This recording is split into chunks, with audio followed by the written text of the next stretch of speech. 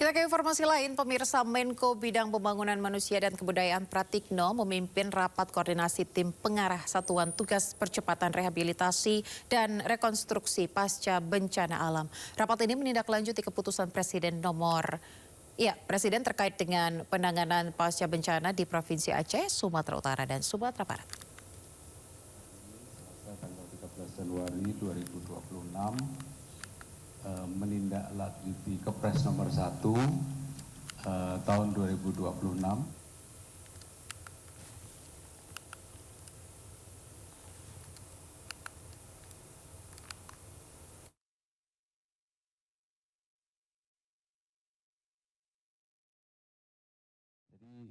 kami di tim pengarah ini tugasnya adalah antara lain menetapkan rencana induk rehab rekon, kemudian juga rencana aksi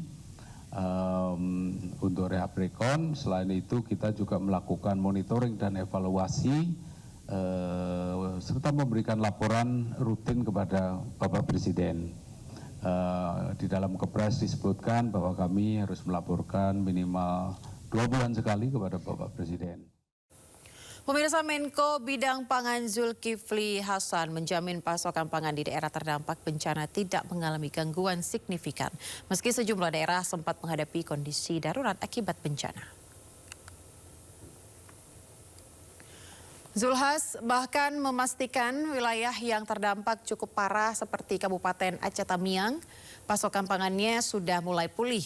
Zulhas juga menyebut aktivitas di sejumlah pasar di Aceh mulai ramai pembeli. Kondisi ini menandakan kegiatan ekonomi sudah mulai berjalan. Selain menjamin pasokan pangan, Zulhas juga memastikan pemerintah akan merevitalisasi sawah dan tambak yang terdampak bencana di Provinsi Aceh.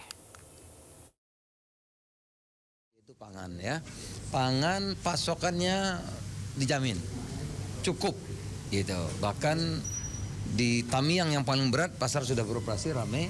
Stok cukup, memang harga agak sedikit lebih tinggi dari Sumatera Utara ya, karena mungkin ongkosnya, transportnya yang belum pulih ya, sedikit lebih mahal, tapi sudah normal.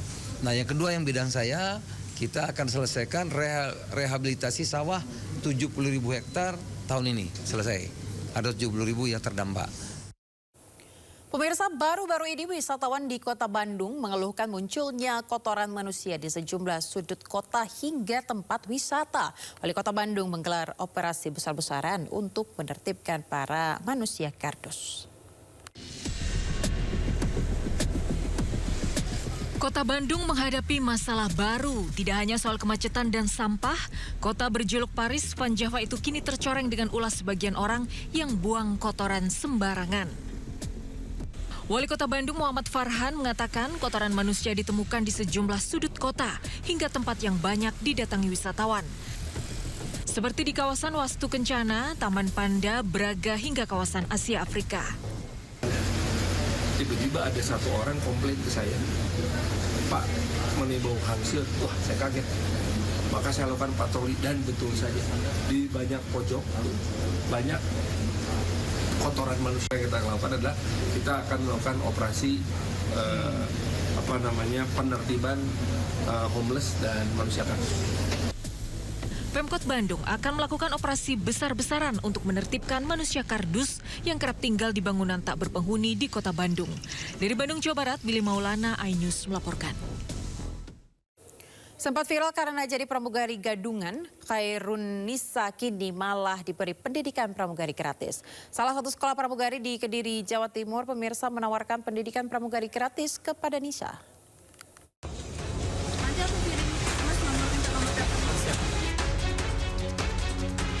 Di tengah sorotan publik terhadap Khairunisa alias Nisha, wanita asal Palembang yang tertangkap basah menyamar sebagai pramugari maskapai komersil, Nisa justru kini mendapat tawaran pendidikan gratis dari salah satu lembaga pelatihan pramugari di Kediri, Jawa Timur.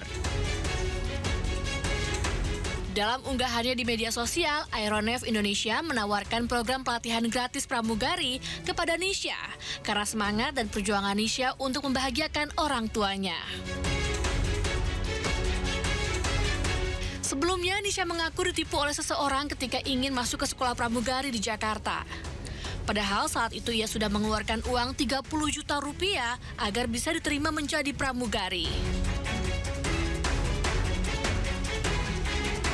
Perempuan berusia 23 tahun itu sudah terlanjur malu dan mengabarkan kepada orang tuanya bahwa ia resmi menjadi pramugari. Nisa mengenakan seragam khas pramugari lengkap dengan kartu identitas dan ikut menjadi kru kabin. Tim Liputan iNews melaporkan.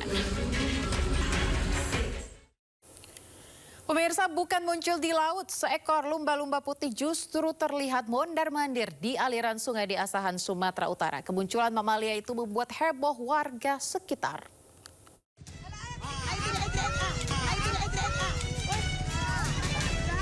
Warga heboh saat melihat ikan lumba-lumba putih di aliran sungai belakang rumah mereka di desa Sepaham, Asahan, Sumatera Utara. Lumba-lumba beberapa kali muncul ke permukaan. Warga yang penasaran berusaha mencari hewan mamalia tersebut. Hewan langka ini diduga terpisah dari kelompoknya di laut, masuk ke sungai Asahan. Warga dan nelayan diimbau tidak memburu lumba-lumba dan diminta menggiring hewan langka tersebut kembali ke laut lepas. Dari Asahan, Sumatera Utara, Ulil Amri, iNews melaporkan. Anda kembali di Sindo Sore, pemirsa. Menteri Koordinator Bidang Perekonomian Erlangga Hartarto menyambangi gedung KPK Jakarta. Erlangga mengaku kedatangannya untuk melakukan komunikasi terkait tarif resiprokal Amerika Serikat. Menko Erlangga tiba di gedung KPK Jakarta sekitar pukul 13.50 siang tadi. Dan langsung disambut oleh Sekjen KPK Cahya Harefa.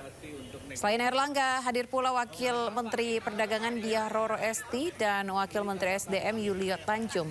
Menurut keterangan Jubir KPK Budi Prasetyo, pertemuan ini dilakukan tertutup dengan agenda penyampaian hasil kajian pencegahan korupsi.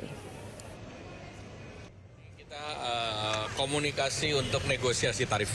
Ya. Tarif apa, Pak? Tarif Amerika. Amerika, ya. Tarif Amerika ya, Pak. Pak, ada dulu, Pak. Pemirsa, Jaksa Penuntut Umum Kejaksaan Agung menghadirkan barang bukti kasus dugaan suap dan tindak pidana pencucian uang atau TPPU dengan terdakwa advokat Marcella Santoso dan Arianto. Ya pemirsa, inilah satu unit Ferrari dan Harley Davidson yang dihadirkan di Pengadilan Negeri Jakarta Pusat. Sejumlah kendaraan ini merupakan barang bukti yang dihadirkan dalam sidang suap vonis lepas CPO. Marcella CS disebut menyuap Majelis Hakim Tipikor Jakarta yang menyediakan perkara Permata Hijau Group, PT Wilmar Group, dan PT Musim Mas Group dalam kasus korupsi ekspor minyak sawit mentah atau CPO. Tak hanya itu, Marcella Arianto dan salah satu pihak swasta pemirsa juga disebut melakukan pencucian uang senilai 52,5 miliar rupiah.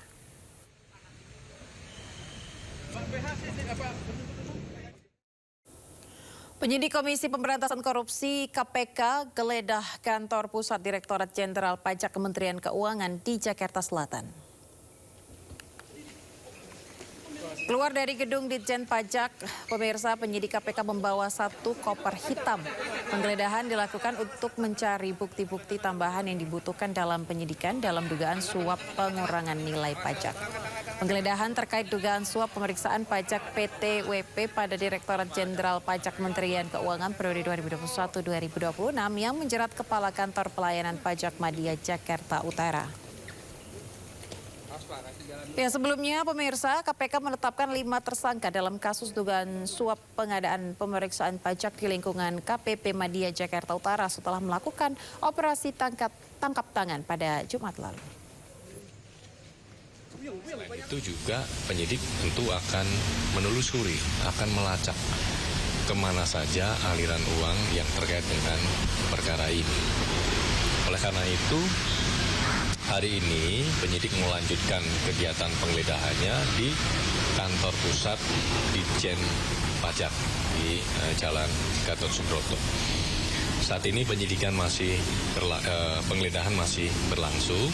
Tentu penyidik mencari bukti-bukti tambahan untuk mempertebal, untuk memperkuat dari apa yang sudah didapatkan dari penggeledahan sebelumnya.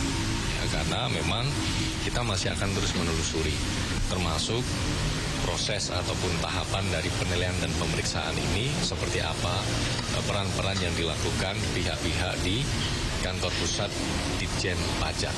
Ya.